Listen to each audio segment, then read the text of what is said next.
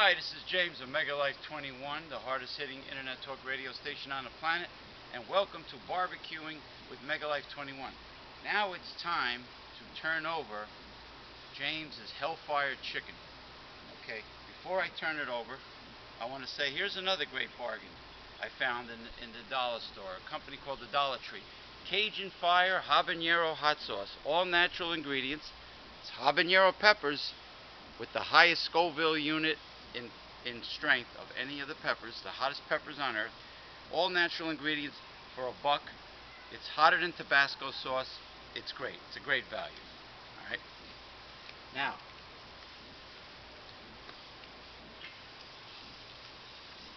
all right. You know what? Now, look at the great job the smoke does on chicken. This is what the difference between those cheap ass charcoal briquettes. Whew. Wow, it's a good thing I came out here. Good thing I came out here to turn this over. The difference between those cheap ass charcoal briquettes and this old-fashioned wood charcoal.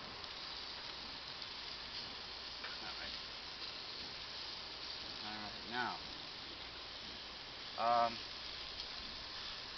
after we remove the chicken, which may not be too long in the future, by the looks of things, this is our hot and spicy Hellfire chicken with a combination of Louisiana Cajun blackened seasoning dry rub that is combined with Caribbean Jamaican jerk seasoning. So you got blackened and jerk seasoning together, and this was marinating for at least 48 hours in a heavy-duty plastic butcher bag. Okay.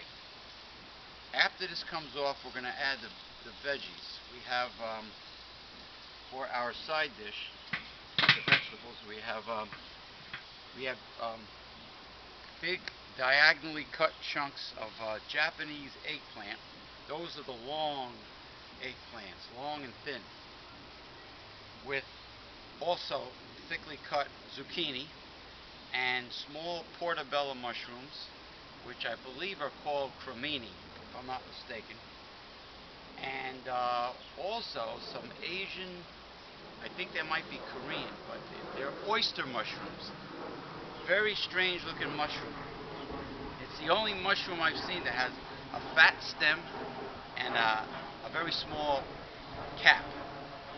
Very odd, very firm, similar to the portobellos. So look at that smoke go. Look at that, and mind you, just camera person, just look at that smoke. Isn't that a beautiful sight?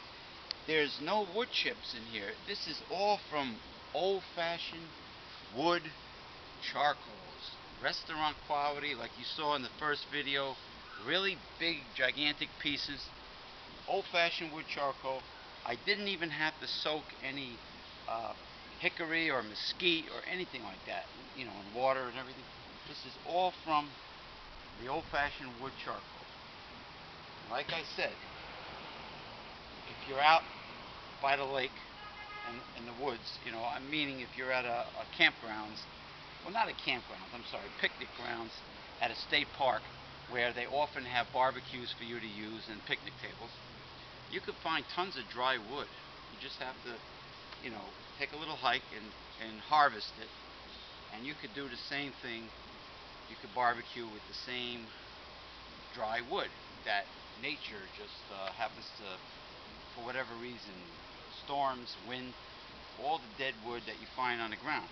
But this is what I'm using, and the temperature is ideal.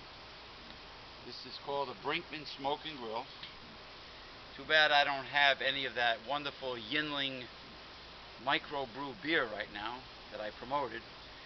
You know, some people from the South called us damn Yankees because I was promoting Yinling beer from Pottstown, Pennsylvania, the oldest brewery in the United States. Well, unfortunately, I could be mistaken. You can correct me. through the email. But I don't think, for some reason, there's any good microbreweries down south. You just have, what do they have?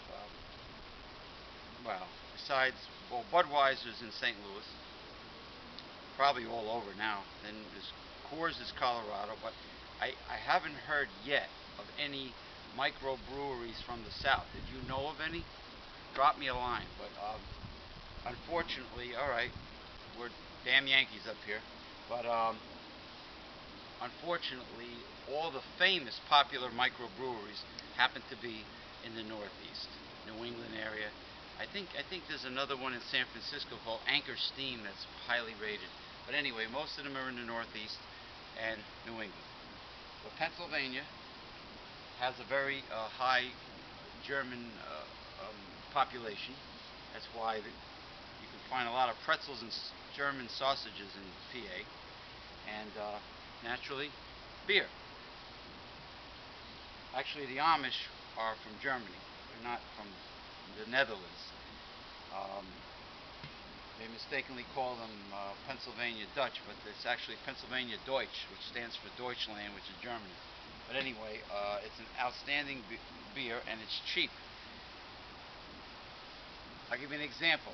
The Yinling Light is actually cheaper than the new Miller Chill that has the lime juice flavoring inside. Cheaper than Miller, and it's a microbrew.